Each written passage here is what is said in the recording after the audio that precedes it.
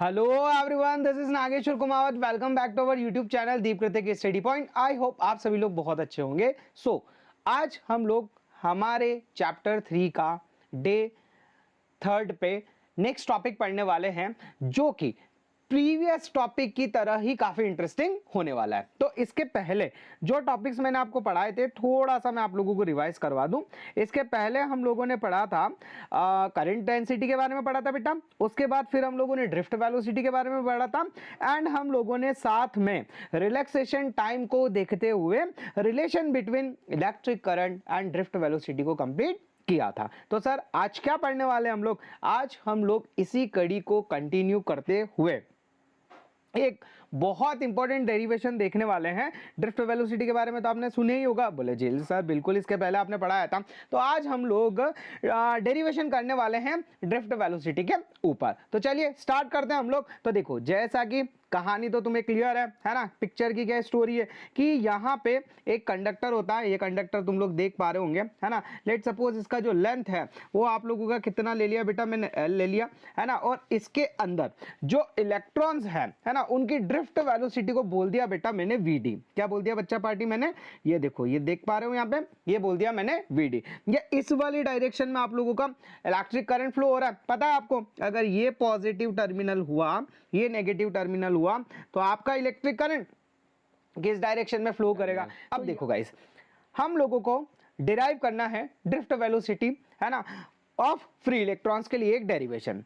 तो मान लो यहां पे इस कंडक्टर में कोई एक फ्री इलेक्ट्रॉन है बेटा, है ना। ये कोई एक फ्री इलेक्ट्रॉन है।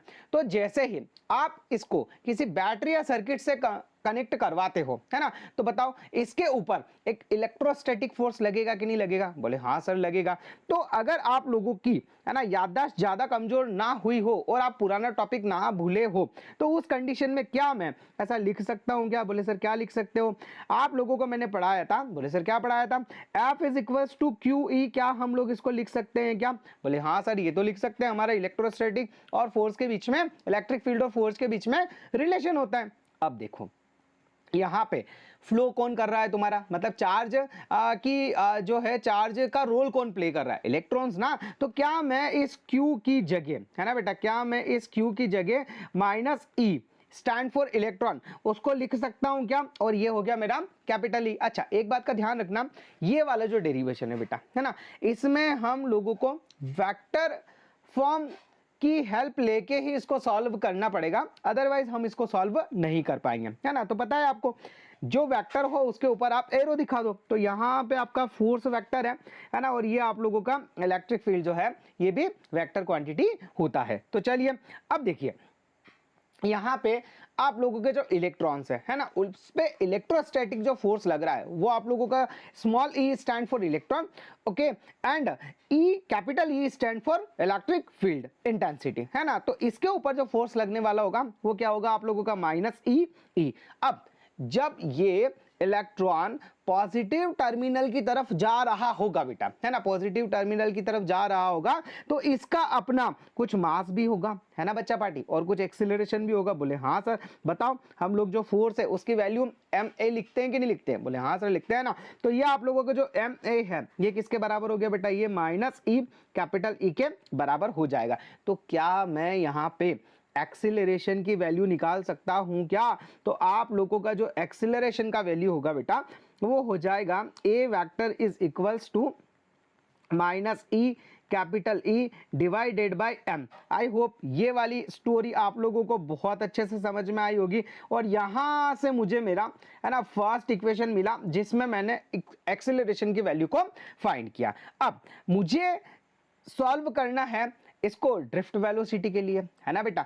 अब मान लो, है ना, मान लो इसकी जो ड्रिफ्ट वेलोसिटी है, लेट इट बी क्या हो? vd, है ना। मैंने ऑलरेडी बोला है कि जो आप लोगों का ड्रिफ्ट वेलोसिटी है वो कितना है बेटा? vd। So here, okay, here vd will be equals to, अब आप ही बताओ, है ना, जो ड्रिफ्ट वेलोसिटी होता है वो क्या होता है? It is just average velocity of free electrons due to which it is attracted और electrons attracted towards positive end, है ना, वो एवरेज वेलोसिटी जिसके कारण जिसके कारण क्या होता है बच्चा पार्टी, आप लोगों का इलेक्ट्रॉन जो है वो पॉजिटिव टर्मिनल की तरफ अट्रैक्ट होता है। इसी को हम लोग क्या बोलते हैं, ड्रिफ्ट वेलोसिटी। तो अगर मान लो इसके अंदर n नंबर ऑफ इलेक्ट्रॉन्स हैं, है ना, तो बेटा उन सब की वेलोसिटी अलग अलग होगी कि नहीं होगी? बोले हाँ सर बिल्कुल होगी। तो क्या मैं ड्रिफ्ट वेलोसिटी को ऐसे डिफाइन कर सकता हूं क्या, v1 है ना बेटा plus v2 plus v3 dash dash dash dash dash vn, बताओ ऐसे डिफाइन कर सकते हैं क्या, डिवाइडेड बाय n।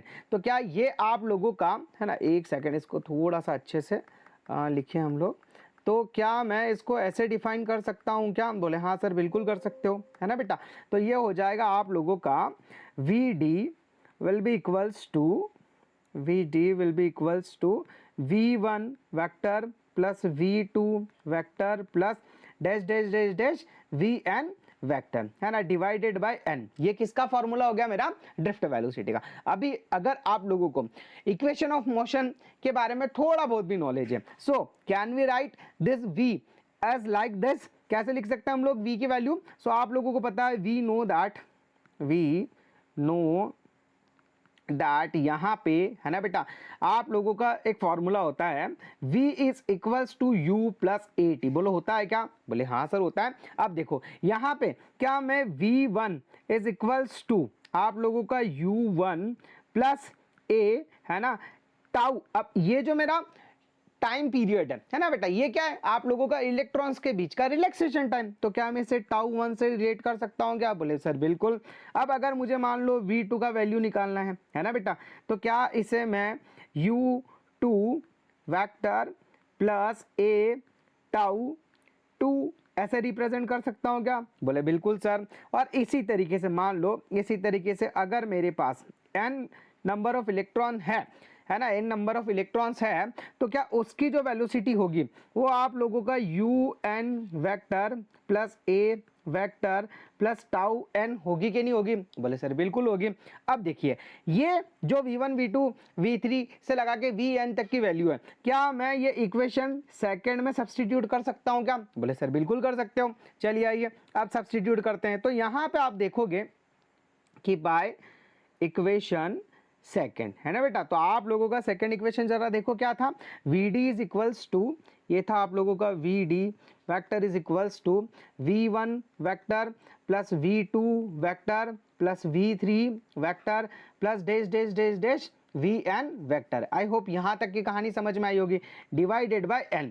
अब अगर मैं यहाँ पे इसकी वैल्यू सब्स्टिट्यूट करूँ तो d vector will be equals to, अच्छा v1 का वैल्यू क्या होगा, ये हो जाएगा आप लोगों का u1 vector plus a vector tau 1, फिर आप लोगों का प्लस v2 की जगह होगा u2 vector plus a vector tau 2 से लगा के जो आप लोगों का nth नंबर ऑफ इलेक्ट्रॉन है उसके लिए लिख सकते हैं हम लोग un vector plus a vector tau n divided by n। I hope ये वाली चीज आप लोगों को बहुत अच्छे से समझ में आई होगी। बिल्कुल सर।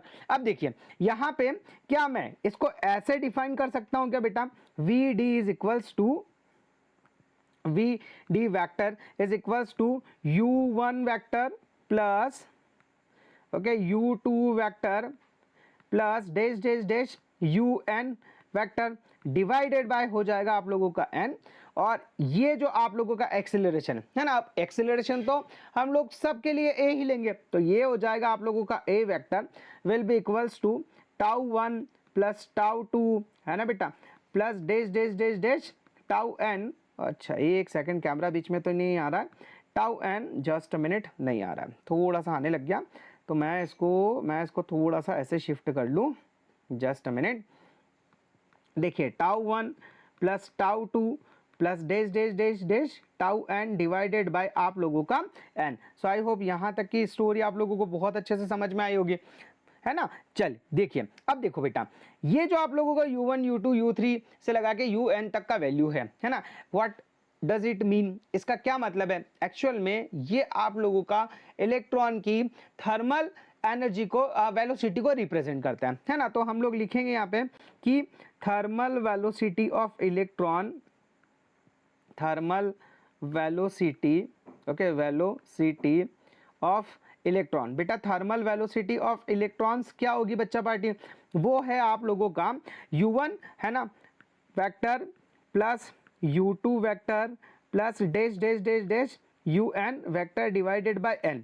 अब आप ही मुझे बताओ बेटा, जब आपका कंडक्टर किसी सर्किट या बैटरी के साथ कनेक्ट नहीं होता है ना, तो क्या उसमें आप लोगों को इलेक्ट्रिक करंट लगता है क्या, शॉक लगता है क्या, या फिर उसके अंदर से इलेक्ट्रिक करंट फ्लो हो पाता है क्या, नहीं हो पाता ना। उसमें तो सिर्फ ये होता है कि जितने भी इलेक्ट्रॉन्स रहते हैं वो क्या करते रहते हैं, रैंडम मोशन करते रहते हैं ना, तो उनके रैंडम मोशन करने से आप लोगों का इलेक्ट्रिक करंट तो नहीं बनता ना। तो इस वजह से ये इसकी वैल्यू को मैं क्या लिख सकता हूं, बोले सर 0 के बराबर लिख सकते हो, है ना बेटा। और ये जो आप लोगों का है ना बेटा, ये जो आप लोगों का τ1 plus τ2 dash dash dash τn divided by n है, क्या मैं इसको टाउ के बराबर लिख सकता हूं क्या, बोले सर बिल्कुल लिख सकते हो, है ना। अब ये दोनों वैल्यूज मैं सब्स्टिट्यूट कर देता हूं मेरा equation number, just a minute, मेरा इक्वेशन नंबर 3 में, है ना बेटा। ये डाल दिया मैंने equation number 3। I hope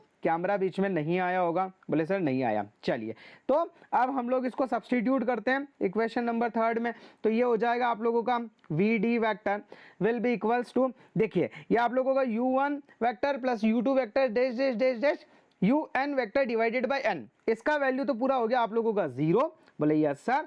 acceleration होगा आप लोगों का एज इट इज, तो ये हो जाएगा आप लोगों का a वेक्टर, और τ1 plus τ2 dash dash dash dash dash tau n divided by n, इसकी जगह आ जाएगा आप लोगों का टाउ। तो फाइनली आप लोगों का यहाँ पे जो वी डी वैक्टर का रिजल्ट हुआ बेटा, वो हुआ आप लोगों का ए वैक्टर टाउ, है ना। अब यहाँ पे क्या मैं, है ना, इक्वेशन नंबर फर्स्ट से ए की वैल्यू रख सकता हूं क्या, बोले सर बिल्कुल रख सकते हो। तो देखो इक्वेशन ए की वैल्यू जब मैं यहाँ पे लिखता हूं तो ये लिखूंगा मैं बाय इक्वेशन फर्स्ट, है ना बेटा। तो इक्वेशन फर्स्ट क्या था आप लोगों का, ए का वैल्यू पता है आपको क्या था, तो यहाँ पे हो जाएगा V D vector will be equals to, A की जगह हम लोग लिखेंगे minus small E capital E divided by M, okay, और ये हो जाएगा आप लोगों का टाउ। आई होप ये वाली स्टोरी आप लोगों को बहुत अच्छे से समझ में आई होगी। अच्छा, क्या मैं यहाँ पे ई की वैल्यू भी सब्स्टिट्यूट कर सकता हूँ क्या, पता है आप लोगों को,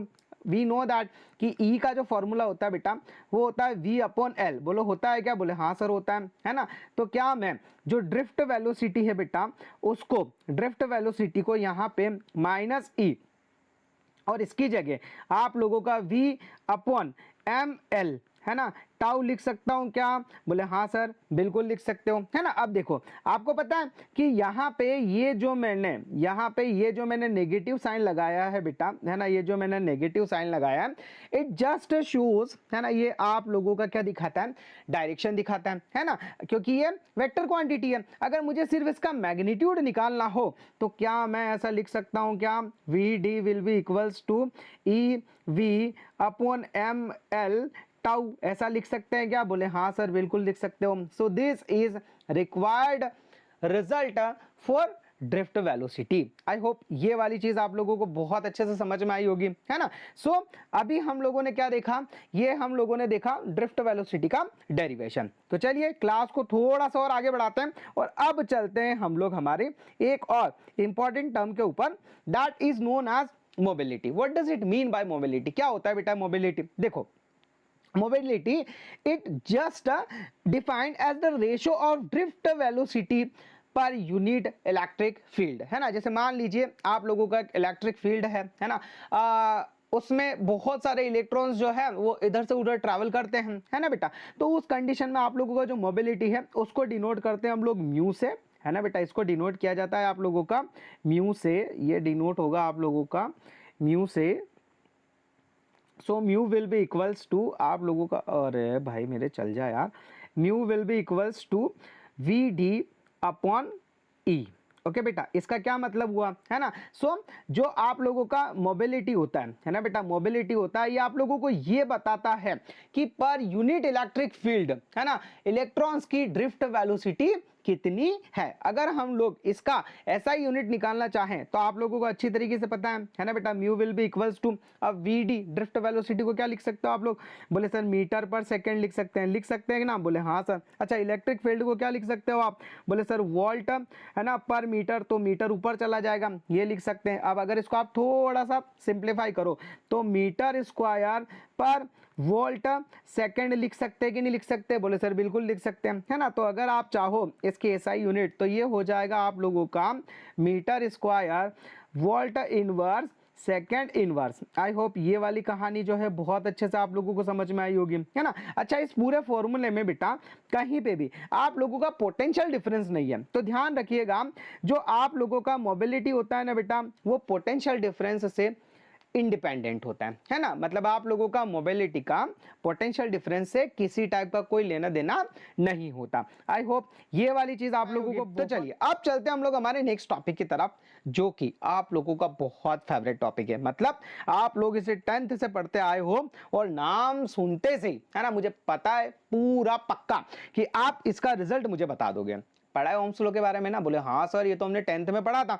सो क्या होता है बेटा ओम्स लॉ, कि according to this law a physical condition like temperature material remains constant, है ना बेटा। तो उस कंडीशन में क्या होता है, the electric current flowing in a conductor will be directly proportional to potential difference, है ना। तो क्या होता है बेटा, आप लोगों का जो V होता है वो डायरेक्टली प्रोपोर्शनल होता है I के। जब आप ये प्रोपोर्शनल का साइन हटाते हो so you will get a constant which is known as resistance. तो ये R will be equals to क्या हो जाएगा आप लोगों का V अपॉन I, और R को क्या बोला जाता है बेटा, R को बोला जाता है आप लोगों का रेसिस्टेंस। क्या बोला जाता है बच्चा पार्टी, बोले सर इसे बोला जाता है रेसिस्टेंस। ओके गाइस, और इसका जो एसआई यूनिट होता है बेटा, है ना, इसका जो एसआई यूनिट होता है दैट इज ओम। क्या बोला जाता है बेटा इसे, और इसका साइन कुछ ऐसा होता है ना। ये सब कुछ आप ऑलरेडी 10th क्लास में पढ़ चुके हो। अगर हम लोग V और I का ग्राफ बनाएं तो ये होती है आप लोगों की एक स्ट्रेट लाइन, है ना। मतलब V और I का जो स्लोप होता है ना बेटा, स्लोप वो आप लोगों का रेसिस्टेंस को रिप्रेजेंट करता है। ठीक है, इसके बारे में कुछ अच्छे रिजल्ट्स और मैं आगे आप लोगों को बताऊंगा। फिलहाल आई होप आप लोगों को ओम्स लॉ जो है वो अच्छे से समझ में आ गया होगा, है ना। सीधा सा कॉन्सेप्ट रहता है, कोई एक कंडक्टर है उसके लिए, है ना, उसमें जितना पोटेंशियल डिफरेंस, जैसे मान आप लोगों का कोई एक कंडक्टर हो गया बेटा, है ना, एक मिनट ये लिखिए, आप लोगों का कोई एक कंडक्टर हो गया बेटा, है ना। अब इस कंडक्टर को आपने किसी बैटरी से अटैच कर दिया, ये लो भैया बैटरी से अटैच कर दिया, है ना बेटा। अब जैसे जैसे आपका यहाँ का पोटेंशियल डिफरेंस जो है वो बढ़ता जाएगा, है ना बेटा, जैसे जैसे आप लोगों का पोटेंशियल डिफरेंस बढ़ता जाएगा तो इस कंडक्टर में इलेक्ट्रिक करंट का जो अमाउंट है बेटा, या इलेक्ट्रिक करंट का जो फ्लो है वो भी बढ़ता जाएगा, उसकी वैल्यू भी बढ़ती जाएगी। सो आई होप ये वाली चीज आप लोगों को बहुत अच्छे से समझ में आई होगी, है ना। अब यहाँ पे दो टर्म्स होती है बेटा, दो टर्म्स होती है, वो मैं आप लोगों को अच्छे से समझाता हूँ। सबसे पहली टर्म्स रेसिस्टेंस। अब ये रेसिस्टेंस एक्चुअल में होता क्या, तो देखो जो आप लोगों का पूरा कंप्लीट रेसिस्टेंस है ना बेटा, जैसे मान लीजिए आप लोगों का 3 मीटर का वायर है ना, तो पूरे 3 मीटर वायर में, है ना, जितना भी अपोजिशन होगा, है ना, या फिर जो भी आप लोगों को इलेक्ट्रिक करंट को रोकने में, है ना, जो भी इलेक्ट्रिक करंट को रोकने में आप लोगों का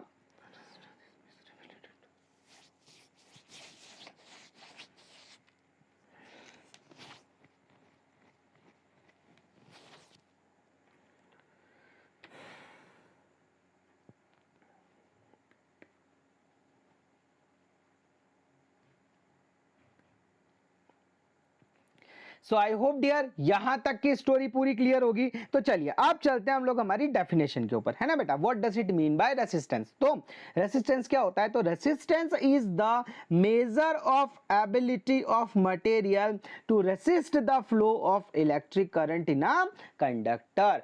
मतलब बेटा रेसिस्टेंस का काम क्या होता है, रेसिस्टेंस का काम होता है इलेक्ट्रिक करंट के फ्लो को रोकना, उसको अपोज करना, है ना। अब देखिए बेटा, अगर आप लोगों के पास में कोई एक कंडक्टर है बच्चा पार्टी, है ना, कोई एक कंडक्टर है, तो बेटा इस पूरे कंडक्टर का जो नेट रेसिस्टेंस है ना, मतलब जितना, है ना बेटा, जितना रेसिस्टेंस या फिर आप लोगों का, है ना, इस कंडक्टर के अंदर की एबिलिटी जो क्या करे, इस इलेक्ट्रिक करंट को रोके। तो कंप्लीट कंडक्टर में है ना बेटा, जो रेसिस्टेंस है या फिर जो रुकावट है ना बेटा, जो ऑब्स्टेकल है, उस ऑब्स्टेकल को बोलूंगा मैं रेसिस्टेंस। क्या बोलूंगा बच्चा पार्टी में? रेसिस्टेंस। लेकिन मान लो पूरे कंडक्टर की बात ना करते हुए अगर मैं यूनिट लेंथ या यूनिट पर वॉल्यूम है ना, या फिर यूनिट पर एरिया के बारे में बात करूं बेटा, है ना, तो उस कंडीशन में उसके अंदर का जो या फिर इतनी जगह का जो रेसिस्टेंस होता है उसे बोला जाता है बेटा आप लोगों का रेसिस्टिविटी। आई होप ये वाली चीज भी आप लोगों को बहुत अच्छे से समझ में आई होगी, है ना। अभी इसको मैं थोड़ा और अच्छे से एक्सप्लेन करूंगा। देखिए, सो ध्यान रखिएगा, रेसिस्टेंस का मतलब क्या हुआ? पूरे कंडक्टर के अंदर जो आप लोगों का ऑब्स्टेकल है, रुकावट है, that is called resistance. But उसी कंडक्टर के यूनिट पर लेंथ में जितनी रुकावट है, जितना ऑब्स्टेकल है ना, जो इलेक्ट्रिक करंट को अपोज कर रहा है या इलेक्ट्रिक करंट जितना अपोजिशन फील कर रहा है, उसको हम लोग रेसिस्टेंस ना बोलते हुए क्या बोलेंगे बच्चा party? It is called resistivity. क्या बोला जाता है इसको? रेसिस्टिविटी बोला जाता है। जैसे कि आप लोग सोच रहे होंगे कि सर थोड़ा और क्लियर करके समझाओगे क्या? बिल्कुल। देखो, जैसे मान लीजिए आप लोगों ने, है ना बेटा, आप लोगों ने एक शक्कर की बोरी खरीदी, है ना, मान लो एक शक्कर का बैग लेके आया, है ना। अब वो शक्कर के बैग का जो प्राइस है बेटा, वो है आप लोगों का, शक्कर के बैग का जो प्राइस है, वो प्राइस है बेटा आप लोगों का 4000 रुपीज। कितना प्राइस है? 4000 रुपीज। और मान लो एक रफ आइडिया कि उसके अंदर आप लोगों का 100 kg, है ना बेटा, 100 kg जो है वो शुगर है। तो बच्चा पार्टी 40 रुपीज के हिसाब से आप लोगों का पूरा बैग का जो प्राइस है वो कितना हो गया? 4000 हो गया ना बेटा। तो ये जो 4000 है ना बेटा, 4000, दैट इज कॉल्ड रेसिस्टेंस। बाकी अगर आपसे कोई पूछे कि 1 kg शुगर का प्राइस कितना है, तो आप क्या बोलोगे? 40 रुपीज बोलोगे ना। सो जो 40 रुपीज है वो आप लोगों का रेसिस्टिविटी होगा। जो पूरा है ना, पूरा बैग का प्राइस है 4000, that is known as resistance. उसको क्या बोला जाएगा बच्चा पार्टी? रेसिस्टेंस बोला जाएगा। आई होप ये वाली चीज भी आप लोगों को क्लियर हो गई होगी, है ना। चलिए, अब हम लोग थोड़ी सी डिपेंडेंसी देखते हैं और एक नया फॉर्मूला देखते हैं। आप लोगों को पता है ना, 10th क्लास में आप लोगों ने पढ़ा होगा कि जो रेसिस्टेंस होता है ना बेटा, वो आप लोगों का डायरेक्टली प्रोपोर्शनल होता है लेंथ के, और आप लोगों का इनवर्सली प्रोपोर्शनल होता है एरिया के। ठीक है बच्चा पार्टी? तो यहां से हम लोग लिख सकते हैं कि आर विल बी, है ना, प्रोपोर्शनल टू एल अपॉन ए। ठीक है गाइस? अब ये प्रोपोर्शनल का साइन अगर आप हटाओगे तो यहाँ पे आप लोगों को, है ना बेटा, यहाँ पे आप लोगों को एक नया कांस्टेंट मिलेगा, दैट इज ओके, उसको बोला जाता है बेटा आप लोगों का रो। सो ये हो जाएगा रो एल अपॉन ए। तो ये जो रो है बेटा, ये जो रो है ना, इसी रो को हम लोग क्या बोलते हैं बच्चा पार्टी?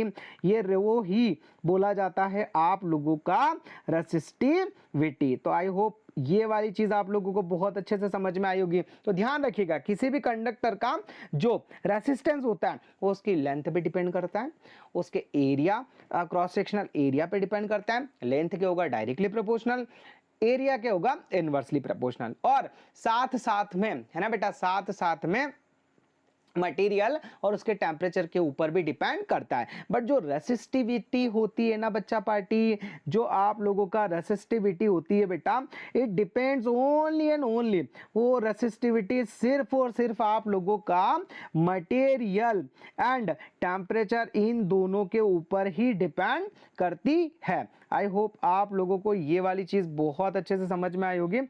जस्ट मिनट, मैं इसको थोड़ा सा नीचे शिफ्ट कर लूं, है ना बेटा, तो आप लोगों को और अच्छे से समझ में आए। ठीक है? क्लियर है? बोलिए यस सर। चलिए, तो आप लोगों को ये पूरी चीज भी बहुत अच्छे से समझ में आ गई। अच्छा, आप लोगों का जो एसआई यूनिट होता है बेटा, है ना, देखिए आप लोगों का इसका एसआई यूनिट क्या होता है? इसका एसआई यूनिट होता है बेटा ओम मीटर, है ना बेटा। क्या होता है आप लोगों का? जो रेसिस्टिविटी होती है उसका एसआई यूनिट होता है आप लोगों का, एसआई यूनिट होगा आप लोगों का ओम मीटर। ओके बेटा, क्या हो जाएगा? सो यहां तक आप लोगों का कॉन्सेप्ट क्लियर हो गया होगा। अब मैं आप लोगों को एक बहुत इंपॉर्टेंट कॉन्सेप्ट पढ़ाने वाला हूं, मतलब इसके ऊपर आप लोगों को बहुत सारे डायरेक्टली क्वेश्चंस भी आते हैं। अच्छा, उसके पहले एक टर्म और है, उसको आप जरा देख लीजिएगा। This is known as conductance. अब बेटा कंडक्टेंस क्या होता है? जो आप लोगों का रेसिस्टेंस होता है ना, उसके रेसिप्रोकल को हम लोग क्या बोलते हैं? Conductance. And it is denoted by capital G. और आप लोगों का जो रेसिस्टेंस होता है उसका ऐसा ही यूनिट होता है ओम। तो यहाँ पे जो आप लोगों का कंडक्टेंस है बेटा, उसका ऐसा यूनिट होता है ओम इनवर्स आइदर साइमन। क्या बोलते हैं बेटा हम लोग इसको? साइमन। अब देखिए, आप लोगों का मान लो कोई एक यूनिट लेंथ का कंडक्टर है, जैसे ये कंडक्टर है बेटा, है ना। अब अगर इस कंडक्टर का मान लो लेंथ L है और इसका रेसिस्टेंस जो है वो R है। अब अगर इसी साइज का एक और कंडक्टर में इसके साथ जोड़ दूं, है ना बेटा, तो अगर इसका रेसिस्टेंस R है ना, तो उसका रेसिस्टेंस हो जाएगा 2R। ध्यान से समझना मैं क्या बोल रहा हूं, है ना। तो यहाँ पे जैसे मान लो ये आप लोगों का केस फर्स्ट में आप लोगों को पढ़ा रहा हूं कि ये जो है ये L लेंथ का कंडक्टर है बेटा, है ना, और इसी L लेंथ के कंडक्टर का रेसिस्टेंस है R, और इसी लेंथ का सेम मटेरियल का एक कंडक्टर और लिया मैंने, है ना, और उसको इसके साथ जोड़ दिया। तो बेटा इस टोटल कंडक्टर या टोटल जो आप लोगों का अरेंजमेंट हुआ ना, इसका रेसिस्टेंस हो जाएगा आप लोगों का 2R। मतलब जितने टाइम्स आप इसकी लेंथ को बढ़ाते जाओगे ना, उतने टाइम्स आप लोगों का रेसिस्टेंस बढ़ता जाएगा। लेकिन जरा इंटरेस्टिंग तरीके से आप लोगों का केस सेकंड देखो, है ना बेटा, केस सेकंड देखो। अगर इसी कंडक्टर को आप खींच के डबल कर दो, है ना, खींच के क्या कर दो बेटा? डबल कर दो। तो देखिए, खींचने से इसकी जो लेंथ है बेटा, जो लेंथ है वो तो डबल हो जाएगी, लेकिन जो क्रॉस सेक्शनल एरिया है बताओ वो हाफ होगा कि नहीं होगा? बोले हाँ सर हो जाएगा,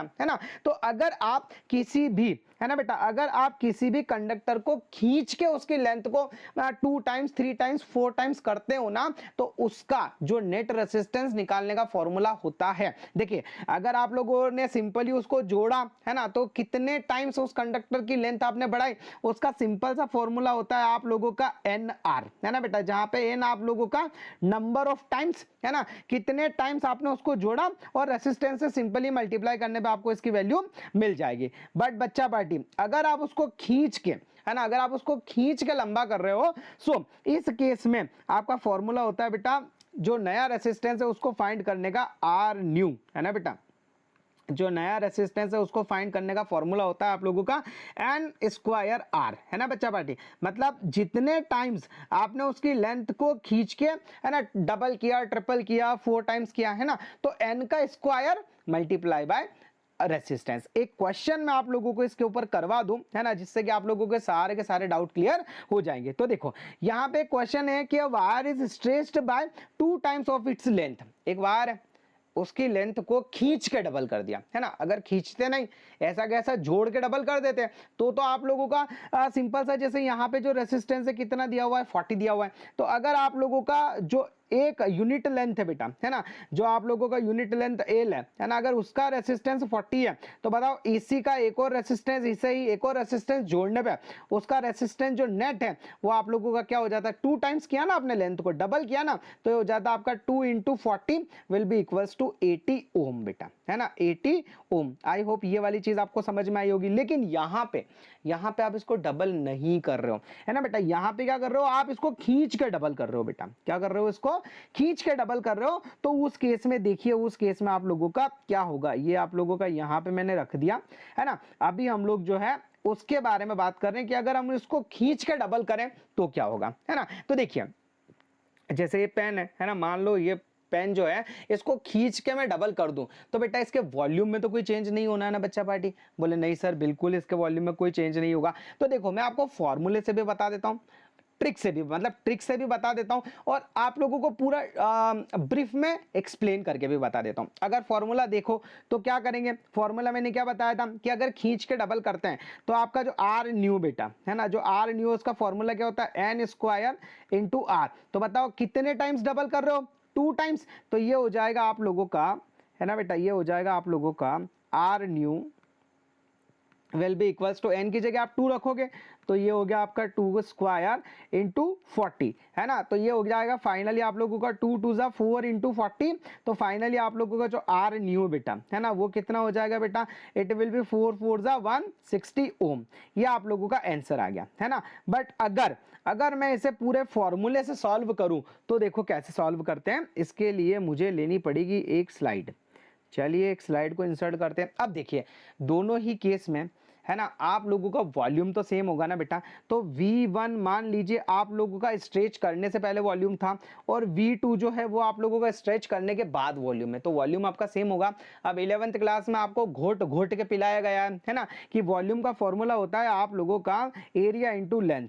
क्या फॉर्मूला होता है बेटा, एरिया इंटू लेंथ। तो बताओ यहाँ पे आप लोगों का A1 L1 will be equals to A2 L2 होगा कि नहीं होगा? बोले हाँ सर होगा। अब यहाँ पे आपकी जो नई लेंथ है बेटा, है ना, आपकी जो नई लेंथ है it is just double of first one, है ना बेटा। जो फर्स्ट लेंथ थी उसका डबल है कि नहीं है? बोले हाँ सर डबल है ना। तो आप इसकी वैल्यू क्या इस वाले फॉर्मूले में फर्स्ट में रख सकते हो क्या? बोले सर बिल्कुल रख सकते हैं। तो ये हो जाएगा आप लोगों का A1 L1 will be equals to A2 और L2 की जगह हो जाएगा आप लोगों का 2L1।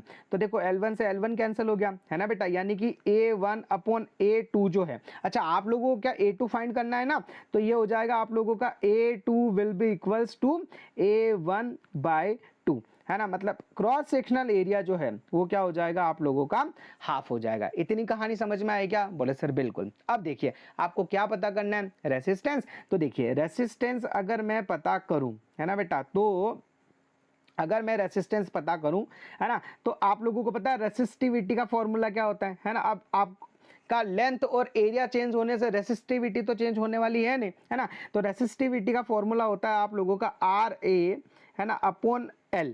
तो ये हो जाएगा आपका R1 A1 L1 will be equals to R2 A2 L2, है ना बेटा। इसके पहले फॉर्मूला देखो हम लोगों ने डिराइव करके भी देखा था, ये देखिए, देख रहे हैं ये वाला फॉर्मूला लगाया हम लोगों ने, ये वाला फॉर्मूला लगाया सॉरी, है ना बेटा। अब यहाँ पे क्या करेंगे हम लोग, देखिए अब यहाँ पे है ना मैं R1 A1 अपॉन L1 को तो ऐसा का ऐसा रहने दे रहा हूँ, R2 को अभी मैंने ऐसा का ऐसा रहने दिया, है ना, और A2 की जगह रखने जा रहा हूं मैं A1 बाय 2। कहां से? ये यहां से, है ना बेटा। और L2 की जगह रखने जा रहा हूं मैं 2L1। कहां से? ये यहां से, ठीक है। सो यहां पे फाइनली, एक सेकंड, कैमरा बीच में तो नहीं आ रहा, नहीं आ रहा, है ना। तो यहां पे फाइनली बेटा L1 से L1 कैंसिल हुआ, A1 से A1 कैंसिल हुआ। तो ये बचा आपका R1 will be equals to R2 upon 2 2 ज़ा 4, यानी कि जो R2 है बेटा वो आया आप लोगों का 4R1, है ना। और R1 रेसिस्टेंस आपको कितना दिया हुआ था? 40। तो ये हो जाएगा बच्चा पार्टी आप लोगों का R2 will be equals to 4 into 40 which will be equals to 160 ohm. I hope ये वाली चीज आप लोगों को बहुत अच्छे से समझ में आई होगी, है ना। और बाय कॉन्सेप्ट्स आपको समझ में आया होगा कि किस तरीके से हम लोग अगर उसकी लेंथ को खींच के, है ना, खींच के 2 टाइम्स 3 टाइम्स 4 टाइम्स करते हो तो उसका फॉर्मूला होता है जितने टाइम आपने उसको उसकी लेंथ को बढ़ाया उसका square multiply by resistance. So I hope that आज की क्लास आप लोगों को बहुत अच्छी लगी होगी, है ना। क्लास का टाइम ज़्यादा लंबा ना हो इस वजह से मैं नेक्स्ट क्वेश्चन नहीं करवा रहा हूँ, अदरवाइज मेरा एक न्यूमेरिकल और करवाने का मन था। तो ये वाला न्यूमेरिकल जो अभी मैं करवाने वाला था वो मैं आप लोगों को इसके बाद वाली क्लास में करवा दूंगा। तो चलिए आज की क्लास आई होप आप लोगों ने बहुत अच्छे से एंजॉय किया होगा, है ना। फिर भी किसी टाइप का कोई प्रॉब्लम हो so you can contact me और 8786914591। If you are new here please subscribe the channel and if you are already our subscriber I hope like और शेयर तो आप लोग कर ही दोगे। सो गाइस नेक्स्ट वीडियो के लिए तब तक हम मिलें, तब तक के लिए जय श्री राम, जय Shri Mahakal, Radhe Radhe. Thank you so much everyone, bye bye.